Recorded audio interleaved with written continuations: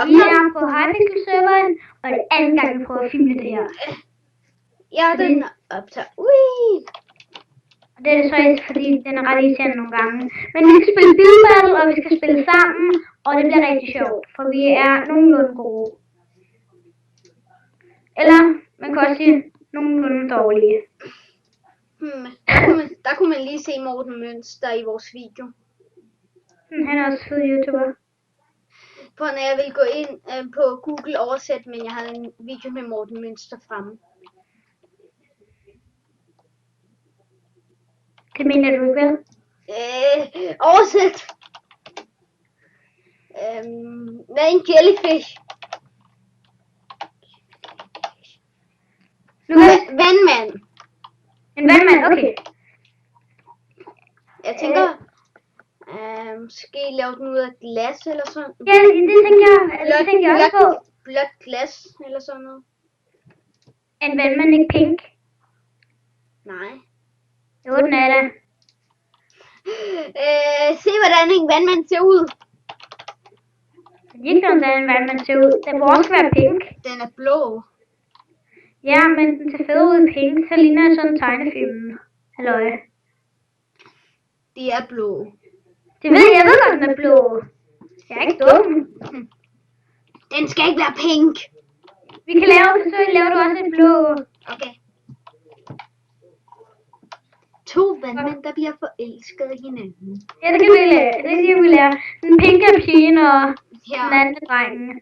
Så kan vi lave, og så kan vi lave de der hjerter. Men jeg kan ikke se hjerterne. Ja. Ja, hvis jeg laver hjerter, kan jeg ikke se dem selv. Det kan jeg. Det er helt vildt nederen, jeg ikke kan se hjerterne.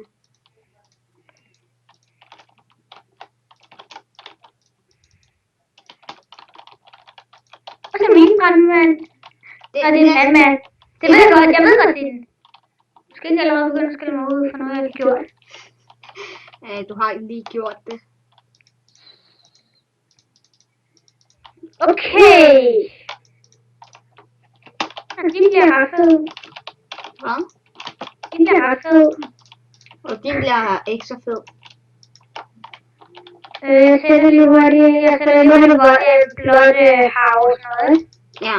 Skal det være vand, eller skal det bare være blåt? Det skal være vand, men det er kun mig, der skal gøre det. Hvad nu? Jeg er færdig lige. Kan jeg hjælpe dig? Niks. Hvad? Sæt nogle hjerter. Lige her. Men jeg kan jo ikke sætte ting. Jo, det kan. Du kan godt sætte hjerter. Hvad for noget hjerter for noget? Det ved jeg ikke.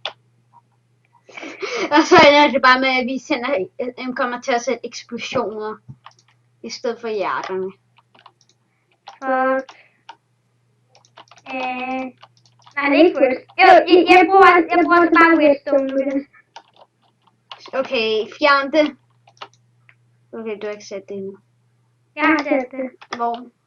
I her. Nej, jeg kan ikke se det. Hvordan ser det ud? Det er rødt. Blinker det. Lukas, lav din brandmand. Ikke? Ja. Hvorfor var det blevet stille? Det ved jeg ikke. Kan jeg ikke hjælpe din vandmand? Jeg forstår ikke noget, hvad din vandmand er. Det forstår jeg heller ikke. Nå, du har lavet hjerter. Du har lavet ret højt op. Men jeg kan ikke se dem. Det er derfor.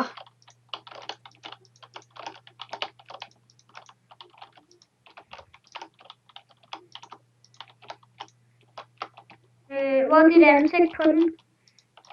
Hvor er din ansigt? Det her, det er sådan et ansigt. Din, den ser ret flad ud.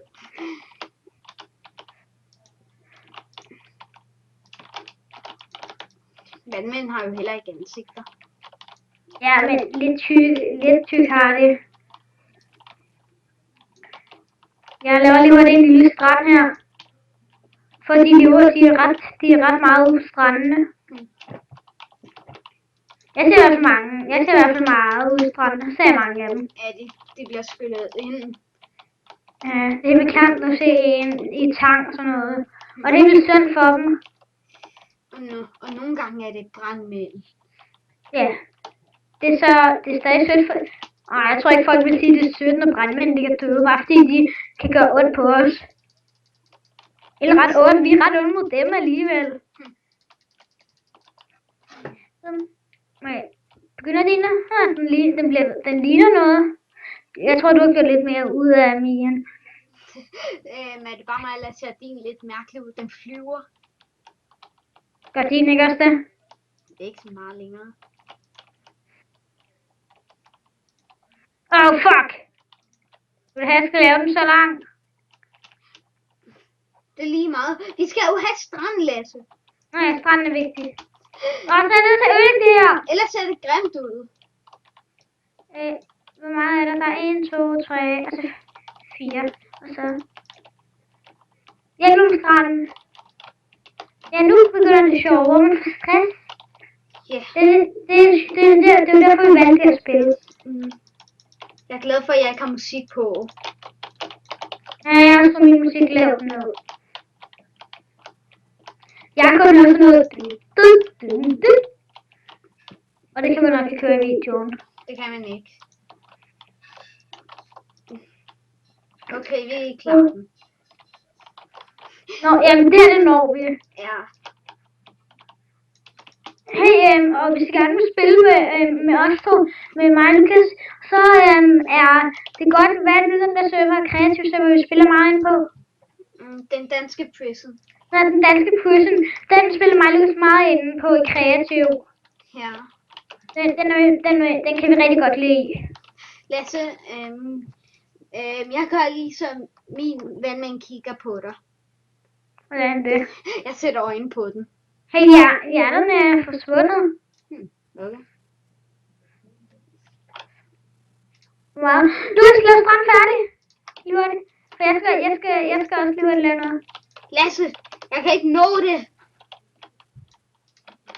Du har sat så mange blok, at jeg kommer til at sætte blok på dem. Og ikke i vandet. What the fuck?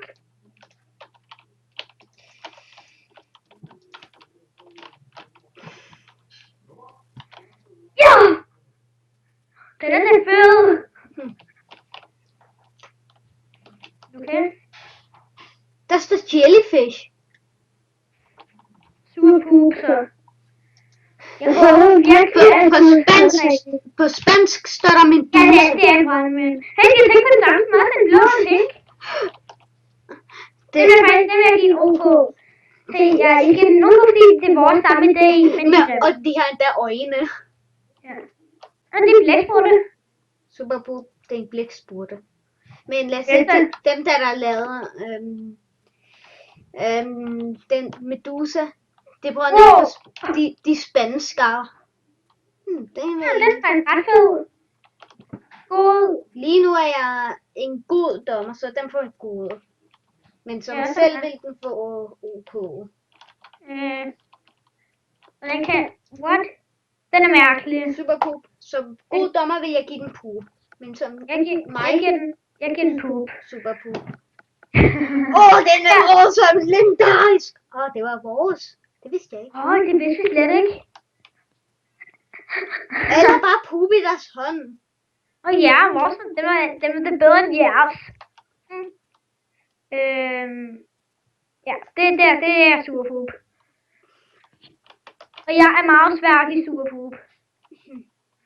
Det er en fisk. Det er Nemo. Find Nemo. Legendarisk på grund af Nemo. Nix. Okay, jeg er legendarisk. Gav du den virkelig det? Nej. Den er nuttet faktisk. Den kan jeg godt lide. Den får en god af mig. De her 2 personer har 10 minutter til at lave den. Lukas, så du vores? Det der, det er jo... Han holder den. Jeg kan ikke lide dem der hænger ned. Han får kun en OK af mig. Legendarisk. Ja, what? 2 personer, 10 minutter til at lave det der. Super poop. Det er længe. Hvorfor skal du også altid? Hvorfor skal folk være sådan der? Det er bare en vandmand, din tumpe. Lasse, du har også været sådan der. Hey, Medusa er der. Hvor? Helt ærligt! Seriøst? Og vi giver superpup til alt sådan noget her, vi ser. Er det en hest, der står bagved? Ja, det forstår jeg ikke. 10. plads. 10.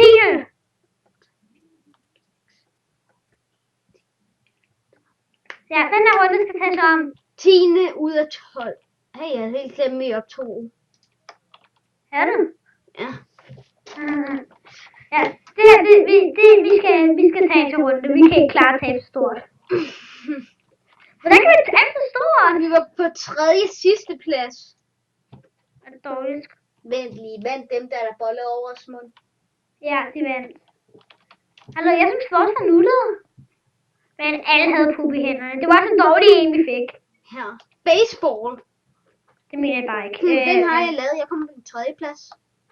Okay, hvad hvis du laver en mand med et bat, så laver jeg en bold? Det var det, jeg gjorde faktisk. Jeg er allerede klar til at lave ham. Okay, lav lige battet, til jeg kan vide, hvor jeg skal sætte. Kan du godt finde ud af at lave ham, hvor bolden er lige her? Skal vi ikke lave... Nej, skal bolden ikke bare være noget småt noget, som vi sætter på til sidst?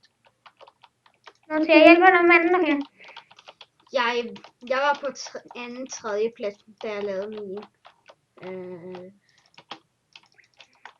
Og det skal ikke være flad. Nej, jeg hader, når folk gør sådan noget. Undskyld, hvis I gør sådan noget, men det synes vi er så grimt. De er grimme. Ja. Og hvis de folk, der laver grimme ting, de er også grimme. Ja. Så hvis jeg laver en grim tegning, er I også grimme. Ja. Og det minder om, da vi lavede den der zombie. Jeg var fandme med, at vi får en dårlig plads. Ja. Vi fik en 10. plads for at lave en kæmpe zombie, og den havde en klan. Den havde en klan. Skal den være rød, der er jo en baseballspiller. Det ser lidt mærkeligt ud. Baseball, det er sådan en. Skal vi have hvid? Ja, den tænker jeg også på. Jeg tager det over den her side. Det er min samme idé. Nej, du kan! Seriøst? Jeg skal lige tage det derhen. Og jeg indbygger meget stort, det er vi vant til. Jeg har prøvet at bygge noget større. Jeg har prøvet at bygge noget større end det her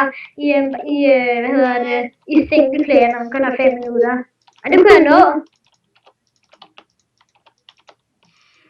Det er så stort, han bliver. Og så laver jeg lige en mand. Og i baseball har man altid en kasket på nærmest. Eller en hjelm.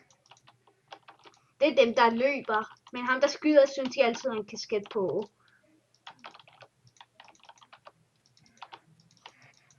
Vi skal også snart til at lave armene og battet og alt det der. Og husk, det er nok... hvis I er grimme, jeg der ser videoen, så skal I give like til videoen. For det? Det ved jeg ikke. Fordi vi mangler likes. Ja. Og vi elsker det. Ja. Lidt større hoved. Arme kan I være lige her. Og han skal holde battet. Ja, det er den her arm, han holder det. Nej, han holder jo med begge hænder. Hvem slår I? Men holder og så slår. Bat.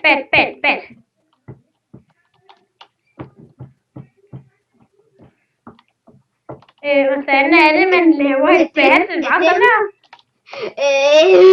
Grimt. Hvordan skal vi ellers lave et bat? Se, det skal være sådan, han slår der. Skal det ikke? Skal det ikke ligge ned battet på en eller anden måde? Han holder Nej, det kan vi ikke finde ud af. Vi får det bare til at stå op. Ser det ikke ud mere normalt ud, sådan et bat? Okay. De der bat, vi bruger i skole, de er jo altid lysere, ikke mørke. Skal det ikke bare være sådan her så?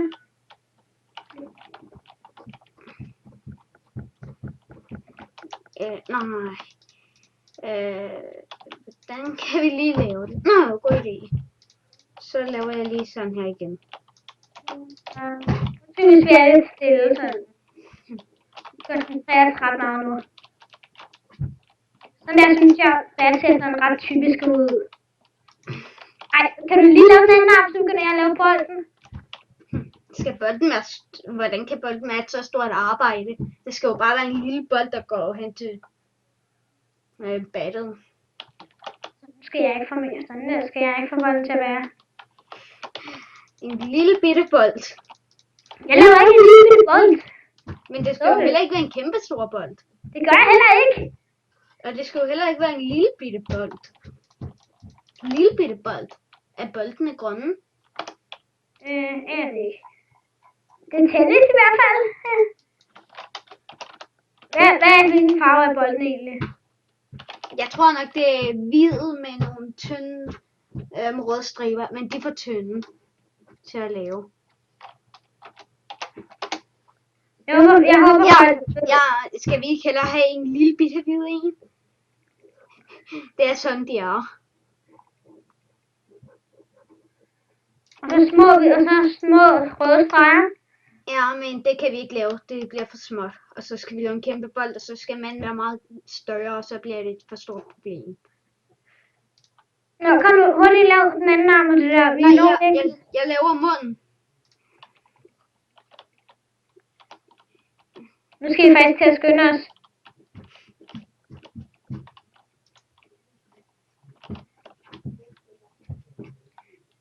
Sådan der.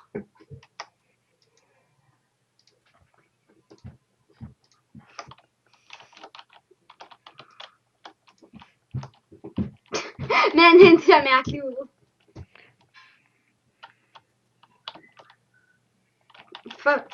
Lukas, hvad laver du? Hvad? Du elsker at lave mændene sådan der, eller hvad? Lukas, han elsker den der rundt. Hvad? Det er det eneste fede banner, jeg kan finde ud af at lave.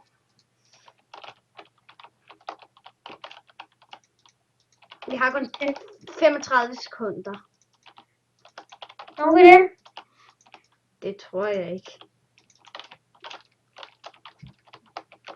Vi må skynde os nu. Vi dropper den der kasket, ikke? Han skal i hvert fald have hår. Ja.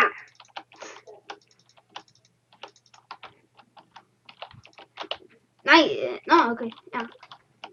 Sådan, ja. Den er sgu da fed nok. Du har bare ikke fået en dreng til at stå sådan der, vel? Bare kom bold. Lasse! Det der, jeg ser jo små, tynde striber, det der er enorme striber. Jeg er ligeglad, jeg ved, hvordan baseball ser ud. Helt ærligt. Du prøver bare at gemme dit skrald. Det er altså 2 personer. Der er ligesom et par flere, dem får super poop. Gør den også mig, og det... 2 personer har lavet det her. Den er flot, så den får en poop. De vidste ikke, hvad de skulle lave. Der er en, der skrev legendarisk. Nej. Det er godt, man vil grimt bat og en bold. Det ligner et grimt sværd. Ja. Er det bare mig, eller er vores altså den bedste? Okay, den der. Jeg kan ikke lide den ene, man har sådan noget halvtyk, og den anden er helt tynd. Jeg synes faktisk, den er mega grim, den der. Den kunne godt have været bedre. Jeg synes den ikke. Og jeg gav den et super poop. Det gør jeg også. Det her det er en dårlig baseball. Se, er det bare mig, eller er vores bedre end alle dem her, vi lige har set nu? Ja, men det er samme der lige før. Han lavede en tynd mand, en flad mand. Ja, jeg så det godt. Okay. Så alle har bare dårlige ting i deres hånd, men der er en, der er givet gode, kan jeg se.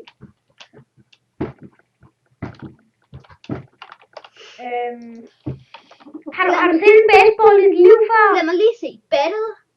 Det er ikke hvidt. Det har ikke noget hvidt hånd. Jeg fik pude af mig. Et jernbat. Seriøst. Jeg tjekker lige alt det, jeg har givet. Det bedste, jeg har givet, er poop. Det er det bedste, jeg har givet os poop. Men de bare lavede det på den nemmeste måde, det kan laves på. Det var... tænker de på? Helt dejligt. Ikke se det her, folkens. Kig væk. Det er mig, der kigger væk. Hvis de er små, så må jeg ikke se det. Må jeg se det? Ja, man kunne godt lige se det et lille øjeblik. Pup! Han har ikke nogen trøje på, mand. Du må det ikke gå ondt, hvis bolden bare rammer ham i mavepusten, så han brækker sig. 77! Det mener du bare ikke. Ud af 12 mennesker. Men hvad fanden? Og det var den, der vandt! Hvad? Det var den, der vandt! Ja. Nå, det var det herfra. Ikke? Mm. Vi skal lige starte op i 11. Ja.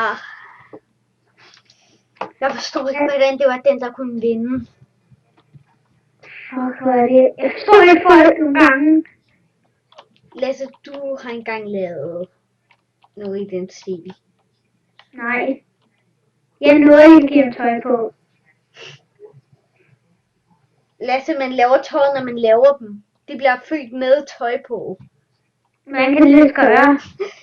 Det ved jeg ikke. Ligesom i Sims, at man i Sims 4, at man bliver født som et barn. Det er meget. Med tøj på. Det er meget. Lukas, vi skal sige bye bye. Okay. Hey, jeg ved ikke, om jeg ser det, men jeg har fået et nyt skin. Jeg er meget mere swag end ham. Nej, hvornår skal du egentlig have et nyt skin? Jeg er træt af at kigge på dit skin. Kan du ikke skifte tilbage til Waffelmand og sådan noget? Waffelman! Waffelmand. Waffelmand. Jeg kan huske, vi sluttede alle vores videoer med Waffel og sådan noget. Men vi har nok ikke lagt nogen af dem op. Havde vi ikke lavet video med Smash på et tidspunkt? Niks. Men Waffelman, jeg kan huske, da det var med Waffelman, så elsker... Vi skal nok snakke om det her bagefter, vi spiller til uden. Nej, det er lige meget. Vi har masser af tid. Måske... Okay, vi kan lave en video mere egentlig med party games. Lige nu? Bagefter, eller måske nu, eller... Bagefter. Ja, I må gerne gå ud af videoen nu, for nu snakker vi bare sådan lige lidt om noget. Ja, men så siger jeg bare lige bye bye, og så snakker vi lige. Så bye bye! Bye bye! Bye bye! Og videoen var stadig bare. Ja, ikke? Lukas? Bye bye!